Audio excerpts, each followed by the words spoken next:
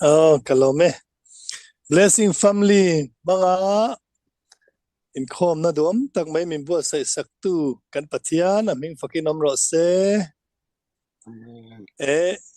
in khom na lo tel zong sangte lalpana tharin malsom cheu ro se. Amen. Blessing family ten hun tha minan pe a kalom khup maya hun kanai chunga ro chu rei lem lova amara chu pathian thu soi tura min som na hian ai hanti hi ka se em maya thildanga ai ama ang tluka poimo zo kalo omani chon kong khat ni se pathian thu soi hi kan thiam le thiam lo lam ni lovin kan bible chon a huna po hun lawa po au chuak se turin min fui ania tin kan au chua lo phei chuan lungte te hi ka au ti rang atia lungte a au chuan a za thak don maya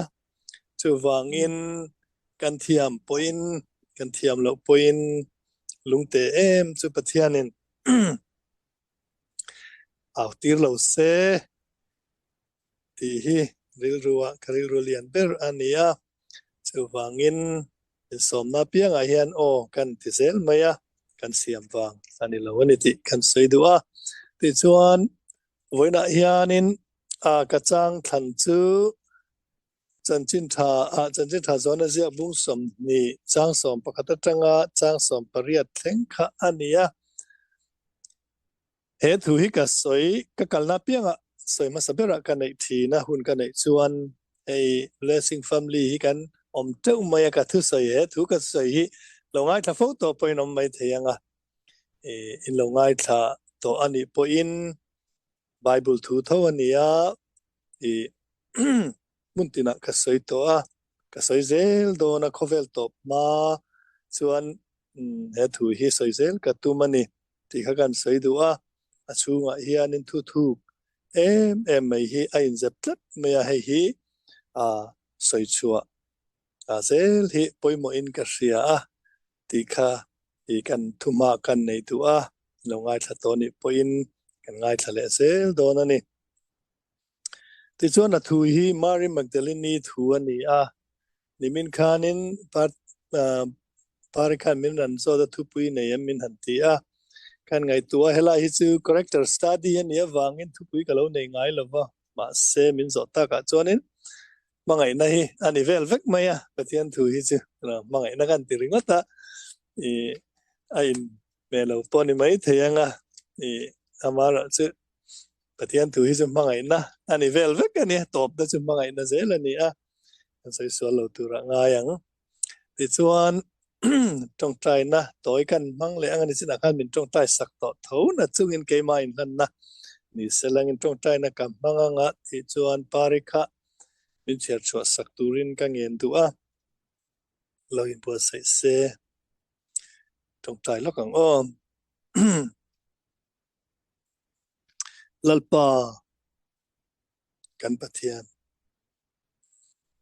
tun huna hian i chan chin tha au chua pui angai ta thiam te po thiam lo te po kun mor taka hian au chuak turin min phu ta ti chuan lalpa au chua na tur mun le platform te min siam sakawangin kalom ani tun tuma hian Mary Magdalene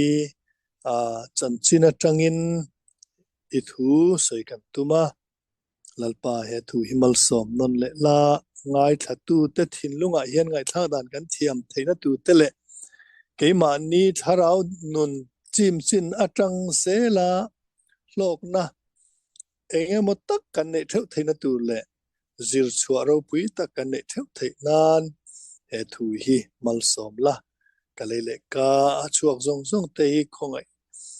khongai na chia alo ni thei nan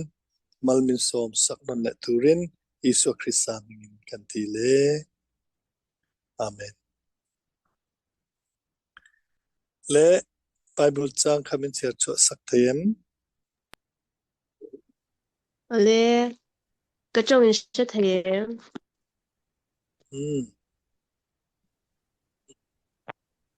le pathian thu lo chiarang u chin tha johana bung som ni chang som pakhat atanga som pariat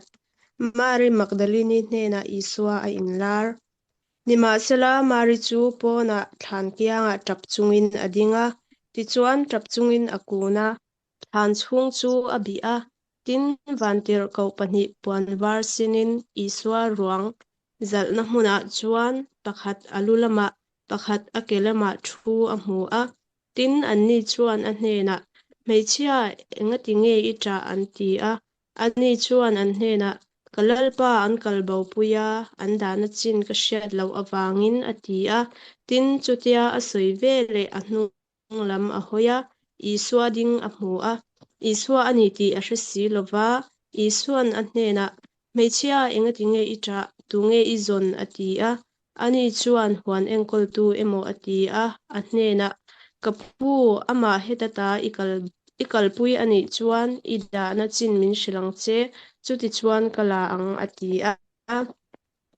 isuan a hnena mari a ti a ani chu a hoya a hnena hebrai tongin raboni a ti a chu zirtir tu ti na ani a tin isuan a hnena mi vuan su tun thleng po in pa hnena kalalon chholo ani ama ero chu ka u nau te hnena bakalla an hnena kapa inpa kapathian in pathian hnena kalon chhodon ati e tiro ati a mari magdalini chu avakala zirtir te hnena lalpa chu ka hmuta ati a hnena thu a soi zia te po chu a hrila lalpan a thu kan chhia te mal min samsak se lome Amen. Alom ome Bible min chia sak tu chunga lom thu kan soya ti chuan bai chang dang chu kan se to lo menga ei online te ania man lo chunga ran ngai tha te in ni lama akan thu puya kan lun ngal menga thu hi ka soi tong khanin hei YouTube te le Facebook lama te in han upload thina ke che tiang a hianin voi khat ma kala in upload lo wa ke ma thu chuan mitam takin an lo ngai thla anga hiva soi jing ve te po min ti mai theyanga se Bible thu ania Bible chuni tin ka chiar thina asing kan ti lem lova ni tin kan chiar thina ni tin kan mit tu ti tla thina ni pathian thu hi chuan annunga thila ti thei em pokani chu wangin thu hi ka soi kham thei lova khovel top thleng po in thu hi chu ka tlang a pui don ni in alangani atilaya hianin Mary Magdalene chanchin hi aro pui ka tia hianin asa takin kanuna thu asoya wangin engtik kuma change o change zola sang ni le panga kuma mi he thu hi kathin lunga na sat takin he thu hian min an denga chuta tang chuanin kala soi zela kala soi zel ton te poa ngani thu tung thara hianin mari ti hi pasari vela oma ten katin paruk te ten katin pasari tiania an om nuai meni mari kha atu bari ber ngeti ka hriata hara tin amaro chu he mari ro chu Mary Magdalene tinia Magdala khwa om mari ti kherani achan chu marin tamawangin Magdala Mari ti bi kani isuan nu khani lova tin Mari dang kha ni lova Magdala om Mari ti na mai ani tin hei hi Mari hi ram huai ko chunga ram huai pasari lut ti khani ram huai na ti achan chin chiang zo ka hriat na kan nei lo engtik kuma change engtik chen nge ram huai na aman at ti po kan tha chuang lova ma se kan Bible kan mu dan chuan ko chunga ram huai aluta ติจวนมีอาเรานิตาติค่ะอันนี้มีอานี่กันเสียเทียมดานตัวส่วนมาเซหุ่นเองหมดเจนะคานรำหวยกดชูวันลูดอันนี้จวนอาจเราหุ่นตะปนเองอะมีปางไงแต่คันนี้มาเซรำหวยอากดชูรำหวยลูจะตะวางินเราอาตาอันนี้ตินมีอังโลกันเตียงซื้อแห้งรำหวยกดชูวันลูเต็มมีอังโลกันเตียงจีตินให้มาริโปฮีสรัวก็อมทินมีอังโลมีอาโลนิตากะจวนสรัวกินออกมาเชื่อเลยทาเรียนนะมังเทียมต่อสีโลเต้นตะกินอมทินนั่นนี่จุดอย่างนี้จวนจุดาคอมมูนิตี้เพจจวนินมุสิตอันตกมายาติจวนมีเตเองติงกันเตียงวันด้วยนะพอเองโมวังวันด้วยอังอินอันรวดทีนั่นนี่อันมานี่ทิลตีดิกโลวังทิลแทงยันอันปัวจุดาเตมุตานอันนี้ติจวนแค่นี้มิโซซิงพอเห็นอันเล่ละตุนลายจวนฟินนัลสังตามีอังโลเตปอฮีมีอังโลเตฮีมิโซคอมมูนิตี้พอเห็นมุสิตเลเอ็นดงอันนอตอันตรงนั้นไม่เนี่ยชมใช้เตอันนี้เดาบีกันนี่ทอกขัดไล่ค่าก็อมนับเบียละมีอังโลปะขัดออกมาชลายรัวค่านี่อันสิวุดมายะไล่นัดอมคมมายะอามุดหน้าค่านี่อามุดหน้าค่านี่วิเตเมกันเตียงจีตกันหันดาข้ามีจุ่มข้าทาราวินกัทินลุงนาทกันอย่างสุขเฟยเมยซานะปะเทียนี่มินเกาชัวก็โคลายก็เอาแต่เจียมมายปะเทียนป่วยกันข่อยนี่ที่ยังสงคันก็ตุ่มโลกนี่มีอะไรคานินมินเอาชัวตีระอาจารย์เจอกันคอมมูนิตี้คานมีอังโลค่ะกันดาดานค่ะนิยามลุตุกะตินกันมุสิตาอักมุดหน้าเตคานินวิเตเมนสุดาทักตียอัตัลเฟร์ค่ะน้าปังนั้นลุยลัวมาขลายตุงะขานัดลานะปุยติงป่วยนั้นเราหนุ่ยนี่จุมาเลยข้ากริลรูตินะไม่นี่ไบเบิลจวนเองติงปะเทียนนี่ติงติมอเสียเลยปะเทียนนี่เบียงหน้าขานินกระดังออกเสียกระจุดเสียกระขัดเสียติคันปะเทียนนี่มีอังโลเตหิตุเสียมเงดังออกเตหิตุเสียมเงอติตัดแม่นี่มีอังโลเตหิตุเสียมเงดังออกเตหิตุเสียมเงเตียจังคานรัวบันโลกันที่ยังสีเตแห้งมีอังโลกันที่เตละมาเห็นปะเทียนจังอันนี้ที่อาเจียงเมียอันชันดำนัตูร์โปฮีอันอกุตะปะเทียนเฮียนอังไงสักนิดที่อาเจียงอันนี้มุสิตลาวนี่ปะเทียนกุดช่วงเงี้ยเนี่ยชันเลวังในอินแห่งที่เปลี่ยนตีรนิติฮีเสียงมินไบเบิลกันหัวนิติค่ะกันใส่ดูจุดยังบุกินเฮมาริโปฮีมุสิตอตอกตุระไงละอันคอมมูนิตี้เฮียนินตินสรัวกินออกมาเต็นตะกินทีนะสมาคุยไงเลยวะทิลชาไงเลยวะติส่วนนินนุลปุมปาขัดยังสรัวกันตูแต่ส่วนไงตัวละมีเต็นจิลันชากังมีเต็นอันชมชายังอันวัวอันเวลังอันมังจุดยังส่วนตูระหันไงละตักกินกันหันมุลนามาเสจูreal life tak kan lo mu to thin thilania tin zuda community po chutiang chu thil lo thlen dan ani tin then khata pheichon ram noya ten da in chunga te engemo in te ten siam saka an kal nanani lepan chonga khan mi anglo pakhat chu khotlangin ala oma wang khanin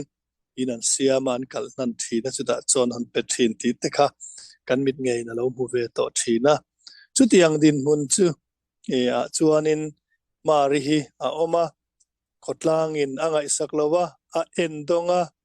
mi te mu sidle mi te ngai tha mi te chom chaile mi te ra be ani ti chuan ama point chia le tha hriat na amang thei lova kholai dunga top min ti chuan ei tur mu mal nei lovin awak thina ram noya te oma ti chuan lungpu ka te riaka chung kwa enkol tu mu mal tak nei lovin he nu hi awak vela tin a chung te po hi kan threlo ani bible a hianin chutianga mi wak vai le mi bai vai tak mai ani amara chu he nu van nei zia chu lali suarong bol wak vel ne an in tong ta lo mai ni chumale an in tong ta lo me lali suar chuan ke ni angin alo musit ve hau lo maya khati laya mi pui ama chom chai tu le ngai sak mi alo pel zut zuta ei tur po pek na chang hremi alo le pek tu mi alo mi pui tam takina an pel zut lai khan lali suwa in he nu hi apel thei tat lovani ti chuan an in to ka atoi zo in han soila ati dam ta ni ako chung ram huai de chu an not chua ka ti chuan mi pa ngai mel thatak mi fel tak mi pa ngai tak khalo nia mari chu alo har ta war mai ni chu male lali suna ti dam chuan ti chuan a riu ru zong chu lo pa ngai ta anun lui de chuan chui kira a hrevek mai ni ti chuan lali suan a mangai siate mi trop tak ruak sa ruak o mai mi trop le mi bol lo lali suan mangaya aran pan ngar te aza pui mia lo tele lali suan an tidam te chu aril ruin a hrenengani a fingani mi alo ni mi alo a chunga ti a tu khan alo ti a mei kha alo ni a ti chuan helaya hi chuan aloma a au chiam kan mulem lo ma se a chan chin kan chui zui zel hian ani ro pui em mai ni he du hi unau tu voina hen kan sei du chu ke ni te po hi sualin min ti a thi na ni tru evile da matang khan suala buan thluk to kan nia kan mi zia renga kan thin lung te hi tv anga en thei ni sela tru voina hianen mari maktelini aya tenom jok tur hi kan lo ni rengin ka ria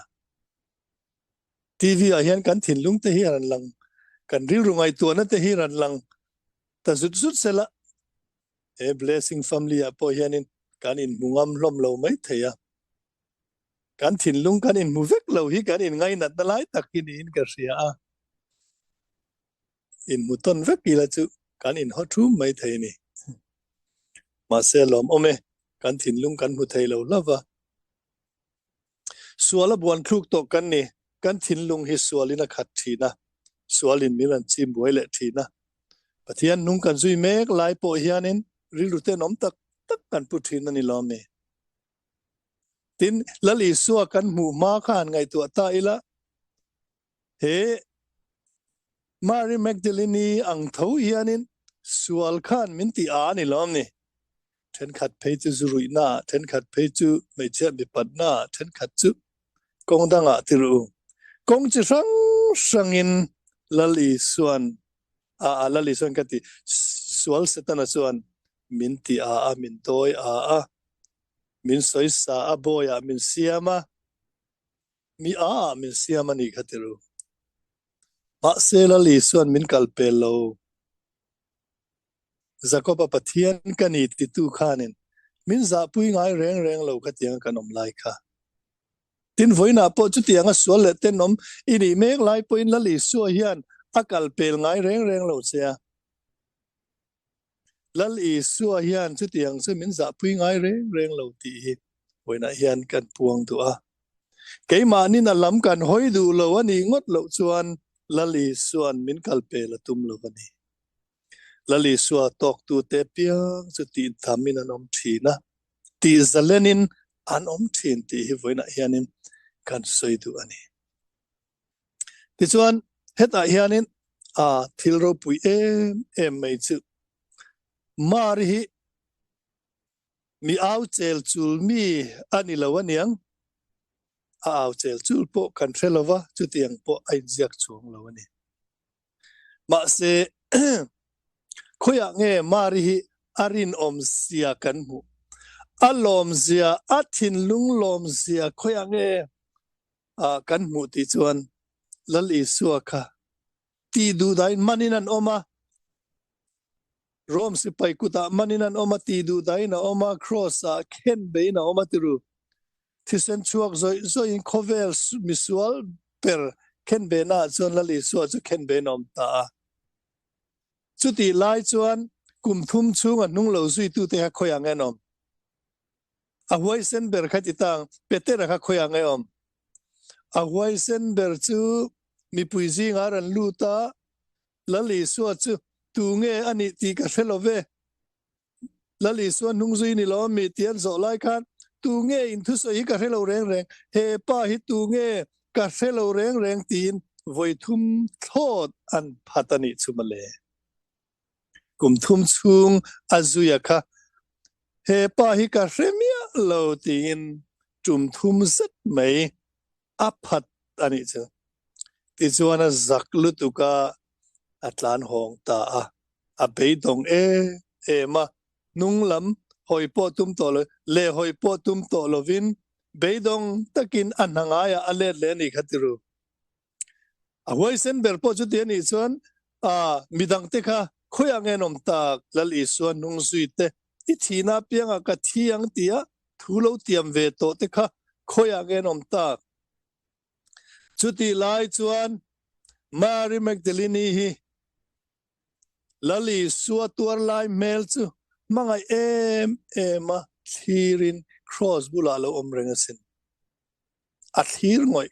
meni a waisen sia tiru mangai na chu waisen ani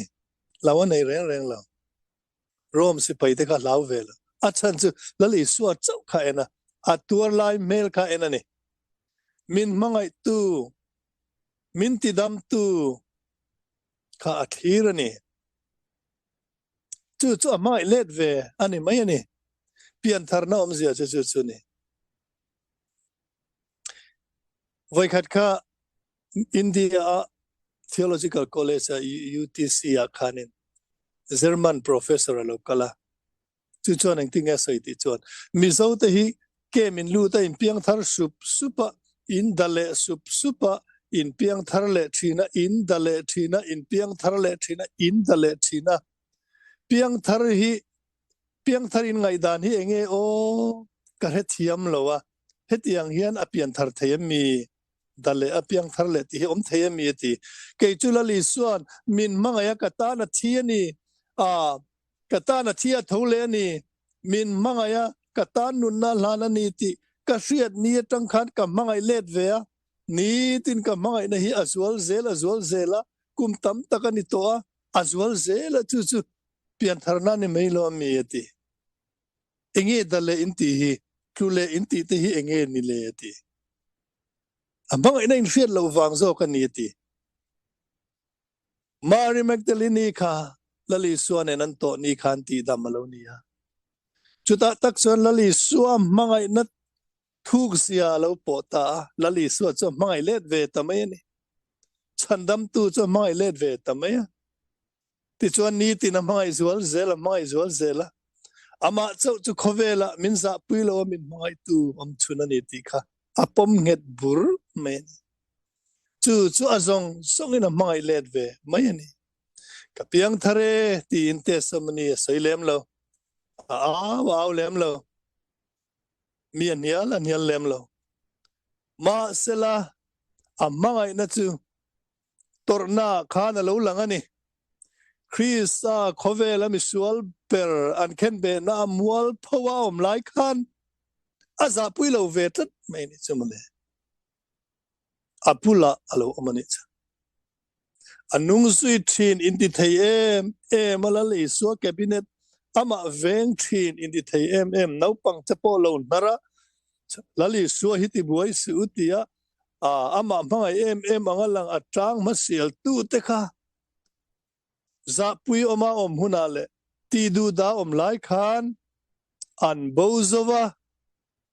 ngoi rengalo mangai tu mari magtilini min mangai tu ti in atuar lai mel kha athir ngoi lau na anei lau athin lunga adu berlali suwa ni tat anun na khatsan ve don ma se apoi reng lo apoi ti reng kadu berlali suwa ti kha thin lunga hian a om meni mari thin lunga chuan hetiang hian a omani ramhuain minti a miten om kalonia mi zong ten le mi zong mu sit mi zong endong kalonia khovela mi pakhat so min mangai tu a oma chu chuan minan pana min kal pel lawa min za pui lawa ti chuan min ti dama min ti thiang lima min mangaya min kuang kwa chu chau chu ni ka mai tur chu ni ti kha mari du than na chu ni top me ni Krista tel lo chuan kanun hian om sia nei lawani ti hi mari nun ani ti hi voina hianin kan sei du ani ti chuan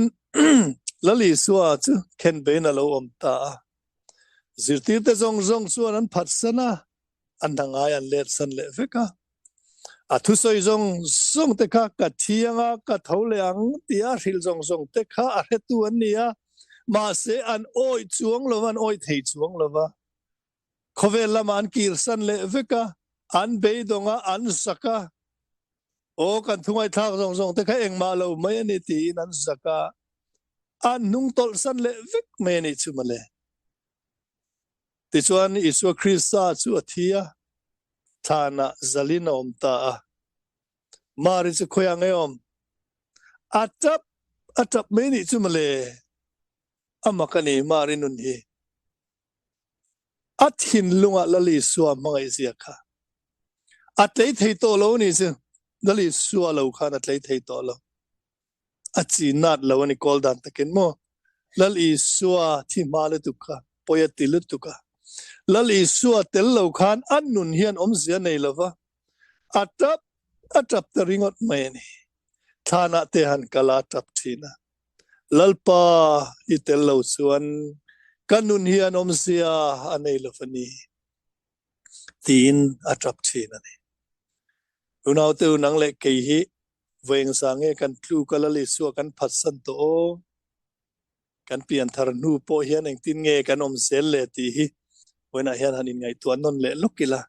camping te kan lo siam ve to thina then khat chu voi sari voi riat voi ko voi som lo tlu to le lo dat to te an nia mari nunai ro chuan dak lamani lo ni tinina Hmangaihna zual sela lali suwa tel lo chuan nun ka zuam lo ati ania thana te kalin na tap thina ti chuan tum kha chu than ko tlanga hian athu atap maya chutiang taka lali suwa thalel tu te chu van lampo hi an lo buai ani karinga an committee van tir ko ama nem turin van tir ko itir te u an ti ni ngei turania van tir ko te chu abuna ran lang ta thuai maya van tir ko pani puan var sinin an ran ding ani chu chunglam in ran tir ni ngei turani chunglam palai ni ngei turani kan fanu hi kan them lo chuan kan thamuan lo chuan atrap hi chol thei don lo ti in van lamin palai ran tira ti chuan i ran neman tuma yange ita tian han ti chuan in meichia chuan rathiam silova aruang kalbo puitu emo atia ani chuan rathiam silova i kalalpa an kalbo puina ka hrelawani chu wangin ti in chu ka ta sanani ti in alo sila ti chuan van tir ko te chu an be dong ani chu van tir ko me po van tir ko me point an thlem zo lo ani chu male ti chuanin atopa chon lali suwa in sum zo ta tlat lo ama nge churan in lar ta lali suwa chu marin hena chuanin chuta chuanin lali suwa chu la in thup tlat thole khani thada wangin tharawani thada wangin chuta chuan meichia enga tinge ita tunge izon atitani chu elaya hianin mari chana chu nge kapu ama heta ikal puyani chuan ida na chin min thilang che chuti chuan kala anga atiani che marin thinlunga chuan arwang tangia polaka arwang tangia lalak po khan ama thamon tu ni in angai ta chutiang khop chuan mari chuan amanga yani chu ti chuan isua chu anung lamarin lar chu a helova ain thupria wangin kapu arwang kalbo puitu iniem ida na min thilla kala ange tin aladilani chu chuta chuan lali suwa chan na hi ngai nom em maya lali suwa ain sum zo to lo ti na ni mari aran ti phong mai ni chu anin biang na hian mari an ti ta ka chuan i suwa ni ti reta mari chuan ale hoita rabani tinan ko veta chu sirti tu ti na ni anin nel na alo in ko thin na dan khan rabani ti in akawa tilaya trong kam hi kadu ema mi vuan su tun theng poin pan nen kalon chho thelawani ati mi vuan su tun theng poin pan nen kalon chho thelawani ati mari thinlunga lali suwa thalel mai trap reng mai khan lali suwa van lon tur kha alo chel reng mai ni chumale una hian nge ka sei du ti chuanin unau tu lali suwa mai tak tu tele lali suwa thinlunga dalal per tu te hilali suan akal pel ngai reng lo ni lali suwa chel ding thei tu chu ama kan mangai na thinlung hi ni ama kan thinlunga kan dalal per na hi ni ti voina hianin I renon le tiang u isu akan adil top meni se ni vuan tos mi tharo tun thleng poin nang ma wangin gati tur gala ti thailo mani atini chu hoina hian lali su hian awan theingil lo em athin lunga ama mangai na tap thom ama mangai na au thom hilali su hian alowan ngai thla chiang em ti lai hian atilang ka ria tin mari te culture hi juda te culture hian enta ila mei thai mei chia zanlama thana kal zan dar engzang e ka helo wat lai lam da rukani karinga chuta khopo na om reng chu amwa piang ina den lum thai ani mei chia ka khodaya om oi ani lo khopo na om oi ni lo zanlama ma se chung zong su mari chuan a theingil vekani launa zong kha lali suwa mangai na khana bota tuine mo min deng lum thayani min mu chuan min deng lum thayani ti kha a reng ma se mangai na wangin chung te chu ti bowin alo om ta unau tu launa kan nei thin tru mi hringa min ti buai tu lian ber chu launa hi ni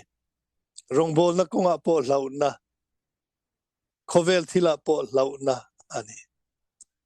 ma se mangai na taka chuan launa boin om thin za na te hi boin om thin team na te hi boin om thin na in sit na te hi boin om thin sin chu wangin lali suwa hian a hechiang em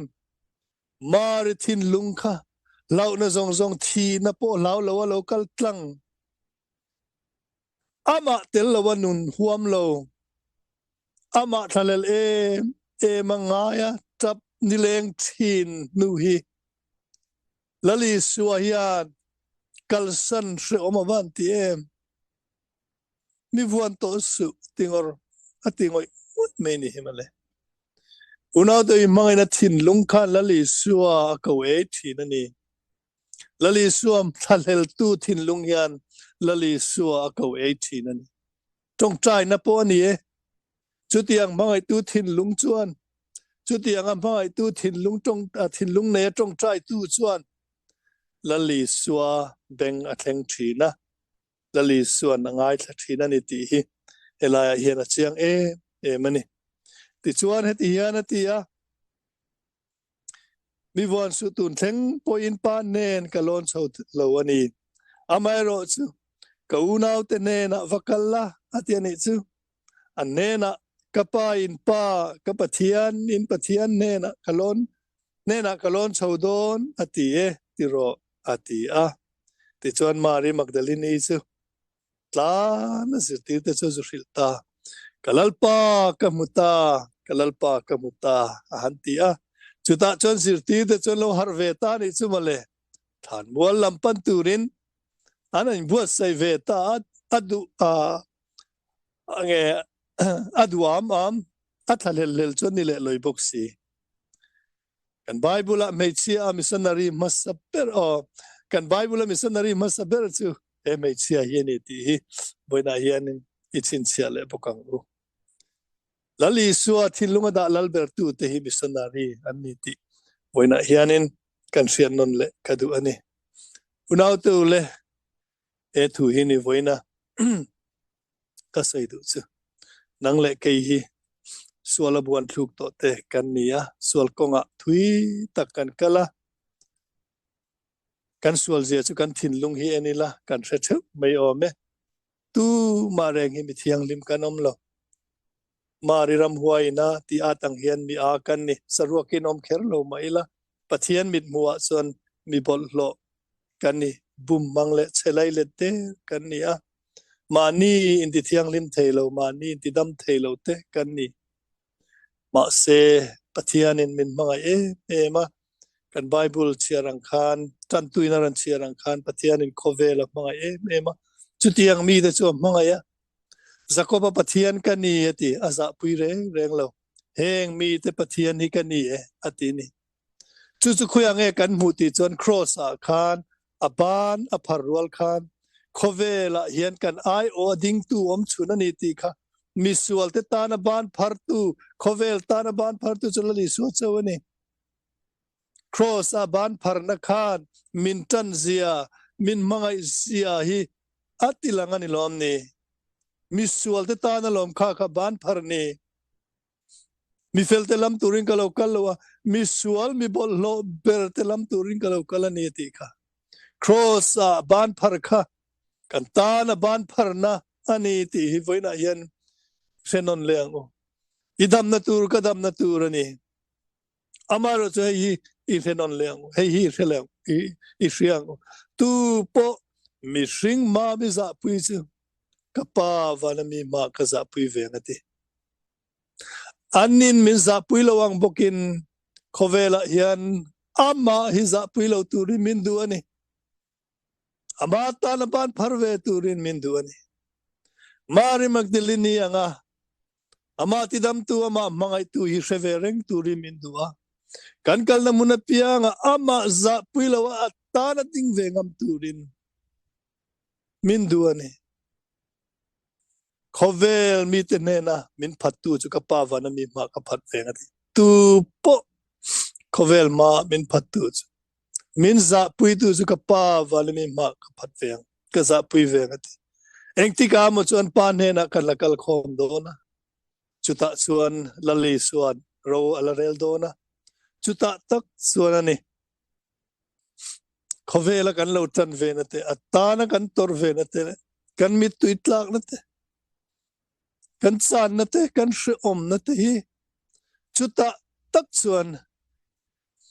atakin alo langa kan lom na chang ve to na ni chung ta chuan omzia lo nei ve to don ani chuman le unau tu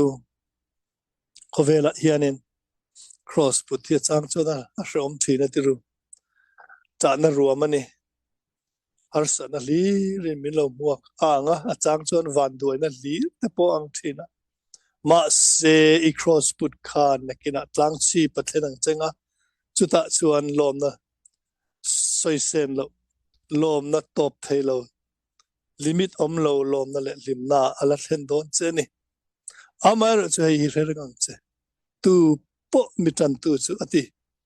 lali suwa itan ngam donem cross a ken be ani lai khanin azir tir zong zong te khanan phasana sin ma se ator na noya mituine na mangai takalo thir ngoi ngoi tu kha mei chia kan mu sit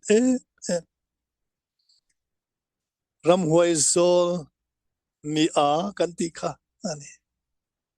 ani chuan anuna phatsan huna nei ngai lo klu khuna nei ngai lo da khuna nei ngai lo nung tola nei ngai lo malam panin lali suwa thira alau om pera po ading zela ngoi reng na ding zel mai ni ngoi reng kal zel mai ni culture in khap ma se akal tang zel rom si paiten lo dal ma se lo dal tu ma se kal tang zel cross bulan thina ni cha cross bula am reng thina ni cha thina in lo votin ma se akal tang zel lali suwa tel lo vina nu tleilo atra abang thelo lali suwa mu ma cha